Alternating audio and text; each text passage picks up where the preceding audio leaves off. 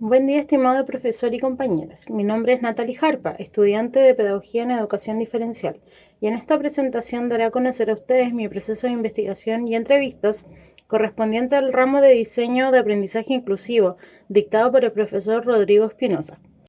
En esta ocasión nos situamos en el Liceo Gregorio Cordovés de La Serena, ubicado en Canturnet 95, fundado el 7 de abril de 1821, el cual cuenta de séptimo a cuarto medio y es científico humanista.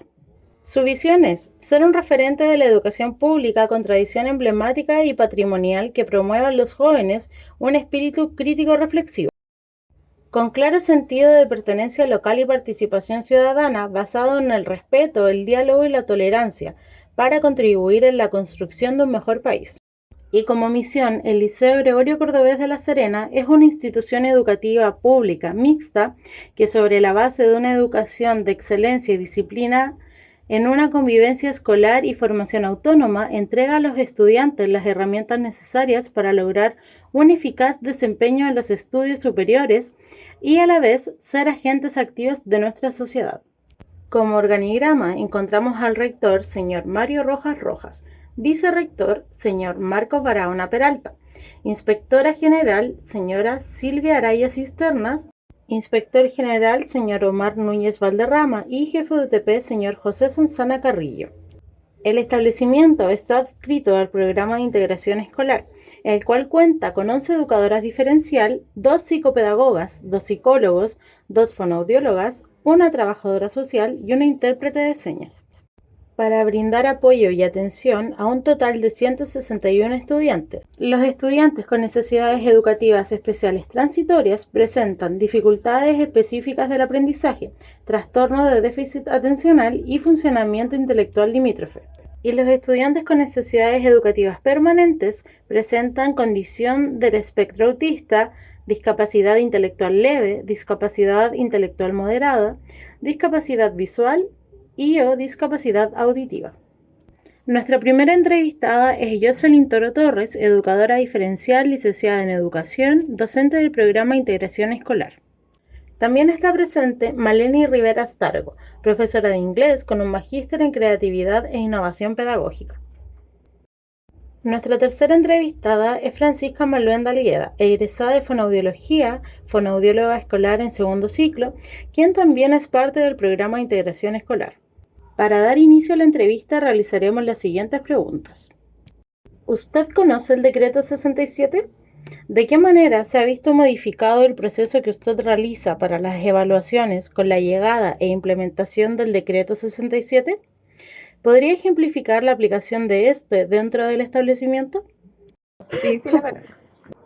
Mira, se ha visto una diferencia en cuanto sobre todo a los procesos evaluativos antes y a la diversidad de herramientas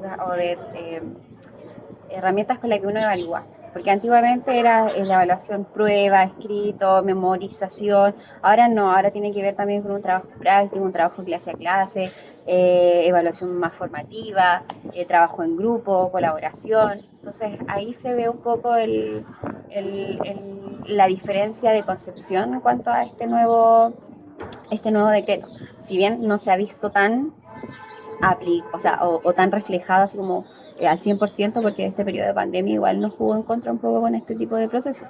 Aunque sí, la pandemia sirvió mucho para la diversificación también de las estrategias para evaluar, porque obviamente ya pruebas escritas no se podían de manera online, pero ahora recién en la práctica, así como en la presencialidad, lo estamos viendo en clases, en el día a día. Más que nada, por ejemplo, nosotros acá tenemos, este año se trabajó una práctica teórica, que ya uno trabaja como procesos evaluativos como era antiguamente, más evaluación, más calificación, y también ahora también hay una parte B que tiene el mismo peso que una evaluación escrita, en la parte práctica de trabajos hechos en clase, el trabajo grupal, del venir diario, de participar con el compañero, de colaborar, y también eso se evalúa, ya no es solamente la evaluación del proceso final, sino que también de cómo los niños trabajan colaborativamente y la actitud también que está dentro del aula. Sí, sí lo conozco. Hemos tenido que ir ponderando las calificaciones. Tuvimos un proceso que era una parte práctica y una parte que era teórica. Entonces eso se iba dividiendo por ponderaciones que después se empezaban a promediar y finalmente daban dos porcentajes, una mitad de 40, una de 60.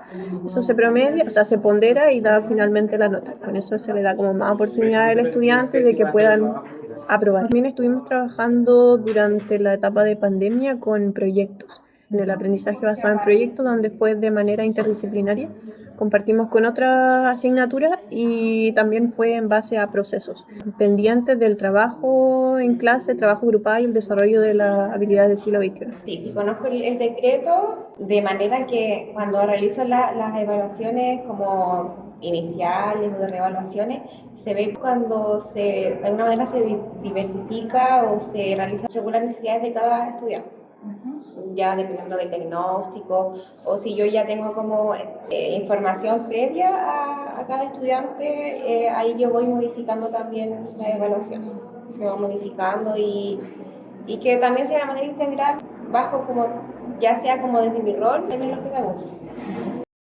En su horario laboral, ¿está estipulado un espacio para el trabajo colaborativo? ¿Quiénes componen este equipo y de qué manera se organizan?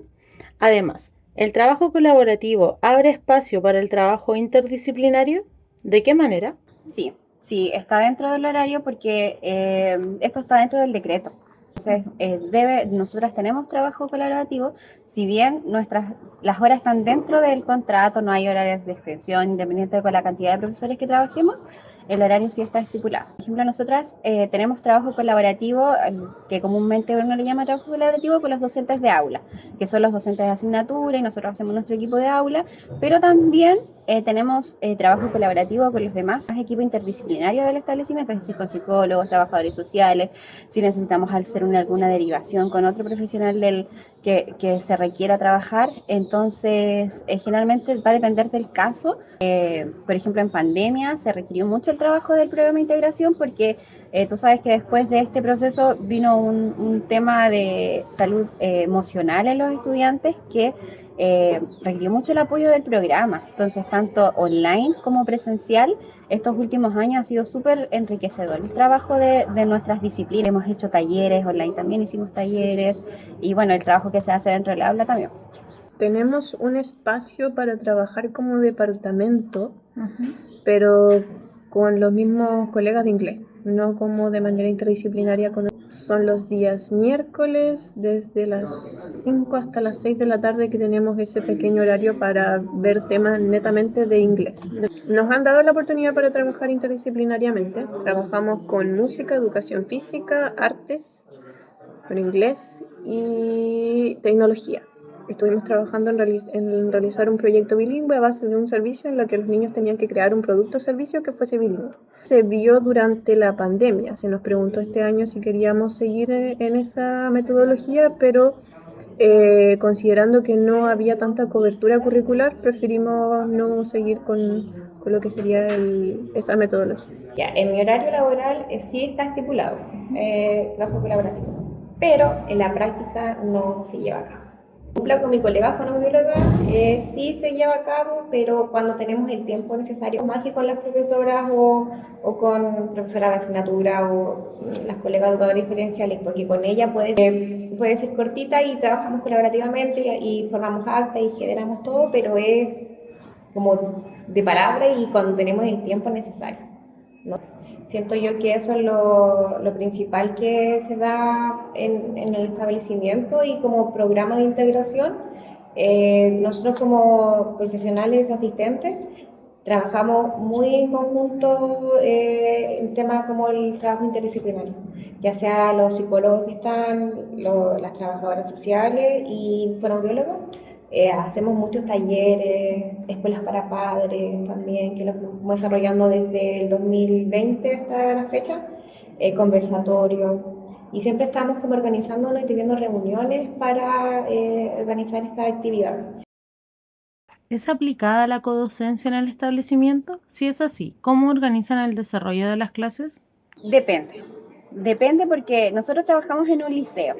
Y resulta que igual en el liceo hay algunas disciplinas que son mucho más difíciles. Tú sabes que nosotros no somos especialistas de una asignatura, pero sí hay mucha apertura por parte de los docentes al trabajo colaborativo y a la codocencia. ¿Se logra? Sí, Siempre, no siempre, hay que ser súper sincero, pero también se va dando con cómo va también uno conociendo al colega. Por ejemplo, como fonoaudióloga y lo que hablaba anteriormente, en este ramo de comprensión lectora que tiene mucho que ver con mi área y mi especialidad en lenguaje y en la comunicación, se da con la profesora de asignatura, hablamos, ella me explica cómo se va a llevar a cabo la clase o de qué se trata, me manda el documento, yo lo leo, lo ejemplifico de mejor manera para los estudiantes que intervengo y apoyo, y así se da la codocencia en ese sentido. ¿La planificación considera elementos de diversificación? ¿Qué herramientas y estrategias utiliza usted para el desarrollo de las clases tomando en cuenta la diversidad de estudiantes en el aula? Hay un trabajo constante educador-profesor o educadora-profesor en el que se da a conocer la diversidad de los estudiantes del programa y también como otros estudiantes que muchas veces no pertenecen al programa pero que sí requieren como algo diferente. Pero nosotros como programa siempre hemos tratado de que los colegas estén al tanto de quiénes son los que pertenecen al programa, qué dificultades presentan, tanto a nivel pedagógico, psicopedagógico, como también a nivel emocional, a nivel familiar. Entonces, es algo que sí yo podría decir que en la mayoría de las ocasiones está presente. Es súper complejo así como hablar de una estrategia específica porque yo al menos tengo un grupo súper diverso, o sea, es mucho. Entonces, como explicar así como una estrategia, que finalmente uno sí trabaja ciertas estrategias, no sé, las básicas que como que a uno le enseñan en la universidad, el material llamativo, o hay que trabajar material concreto, o hay que trabajar también audiovisual, pero uno va así como jugando también a medida de que uno va, porque un niño a veces una semana no es igual al niño de la otra semana, entonces es súper complejo y uno está ahí como para observar eso y también decirle al profesor, ¿sabes qué? Esto como que no nos va a resultar hoy día porque los niños andan así. Uno va como día a día descubriendo que puede ser porque a lo mejor la estrategia que utilizo esta semana ya no es la y que me resultó súper genial, ya no es la misma que me resultó la semana pasada y sobre todo después de este contexto pandemia que de una semana a otra las cosas cambian así súper rápido.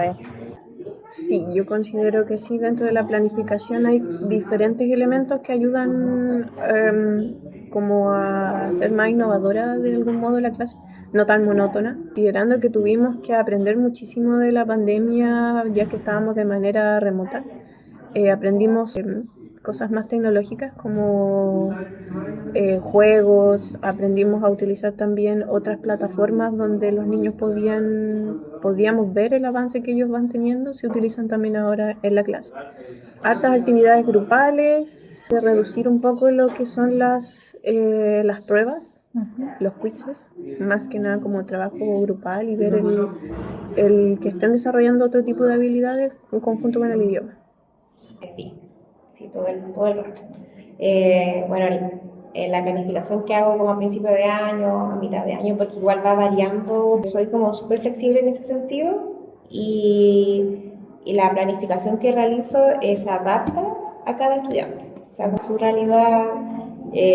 Como que me gusta mucho interiorizarme en lo que a ellos les gusta, en sus intereses, en su familia también, cómo también se puede trabajar, porque lo socioemocional yo lo trabajo harto también. La inteligencia emocional hoy en día es lo que nos mueve.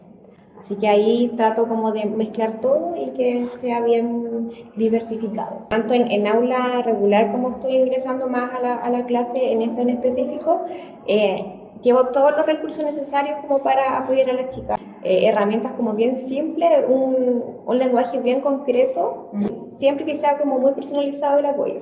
Y en temas como cuando entro a aula regular. Para finalizar, me gustaría citar a Lauren Steinhaus.